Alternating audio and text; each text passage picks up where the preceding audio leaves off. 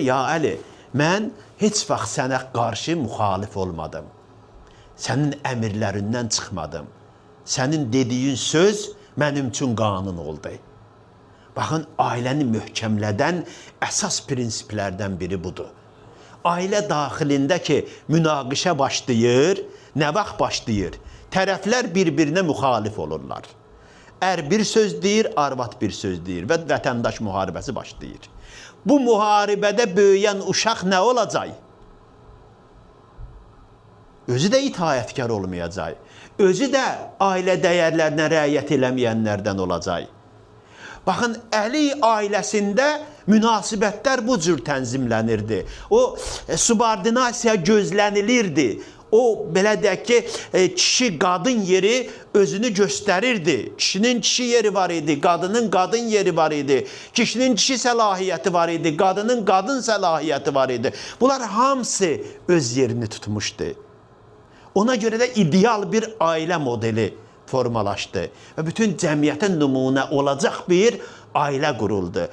Bu ailədə tərbiyə alan, bu ailədən nümunə götürən milyonlarla insanlar var ki, baxarsan ki, bir dəfə də olsun o ailədə münaqişə baş verməyib. Bugün boşanmaların əsas səbəblərindən biri nədir? Ailə daxili müxalifət. Avropa alimləri, sosiologları yazırlar ki, Avropanın özündə boşanmaların sayı 1960-cı illərdən sonra kəskin surətdə artmağa başladı. Bəlkə 1-ə 10 qat artmağa başladı. Bilirsinizdir niyə? Onda ki, deyir, o gender bərabərliyi ortalığa gəldi, bu düşüncə, feministlər dünyanı bastılar, qadınlara bir çox həddən artıq azadlıqlar verildi. Ondan sonra qadın başladı itaət eləməməyə. Bu qanunlar ki, qadınlara, onlara bilirsiniz, fərqli məxluqların fərqli qanunları olmalıdır. Məsələn, qadının qadın hüquqları var, kişinin kişi hüquqları var. Qadın hüququn kişiyə yükləsin, onu icra eləyə bilməyəcək, kişi hüququnu qadına yükləsin, icra eləyə bilməyəcək. Bunların yaradılışı fərqlidir. Yaradılışı fərqli olan hər bir varlığın qanunları da fərqli olmalıdır. Adi texnikalara baxın, texnikaların texniki qulluqları var. Kitablarını oxuyursan, düzdür? Onların hər birinin öz gücünə görə, öz imkanlarına görə texniki xidmətləri var. Bu cansız əşyanın əgər varlığında fərqi varsa, konstruksiyasında fərqi varsa, buna görə də qanunları fərqlidirsə və canlı insanlarda necə olmalıdır?